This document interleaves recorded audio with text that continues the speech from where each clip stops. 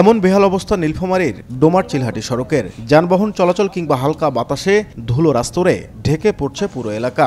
ডোমার থেকে চিলহাটি পর্যন্ত 18 কিলোমিটার সড়কের সংস্কার কাজ শুরু হলেও ঠিকাদারি প্রতিষ্ঠান পাকা সড়কটির সংস্কারে ইটের খোয়া ও বালু ফেলে দীর্ঘদিন ধরে লাপাত্তা। এতে চরম দুর্ভোগে পড়েছেন এই সড়ক দিয়ে চলাচলকারী 4 ইউনিয়নের লক্ষাধিক মানুষ। স্থানীয়রা জানান, ধুলোমাখা বাতাসে নানা রোগবালাইয়ে আক্রান্ত হতে হচ্ছে সড়কের দুপাশে বসবাসকারীদের।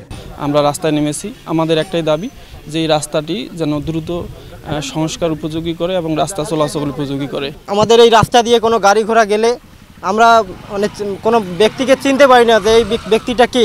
এত পরিমাণ ধুলার আবির্ভাব। দীর্ঘদিন যাবত আমাদের এই ডোমার টু চিলহাটি সড়কটি কাজ অনিবার্য থাকার কারণেই আমরা বিভিন্ন সমস্যার সম্মুখীন হই।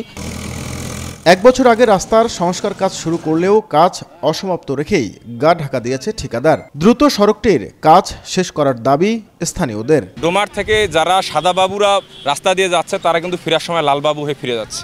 এই যে লালবাবু হওয়ার কারণ, তাদের রাস্তায় যে ধুলা, এই ধুলা আসলে একটা সামনে একটা মোটরসাইকেল গেলে পিছনের মোটরসাইকেল কুয়াশার মতো দেখায়।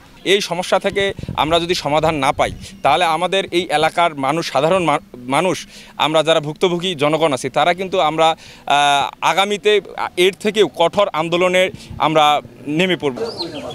এদিকে নির্ধারিত সময়ে সড়কটি সংস্কার ও দুর্ভোগ কমাতে মানববন্ধন করেছে স্থানীয় বাসিন্দারা। সড়কটি মেরামতে দ্রুত পদক্ষেপ নেওয়া না হলে আবারও আন্দোলনের হুঁশিয়ারি দেওয়া হয় কর্মসূচি থেকে।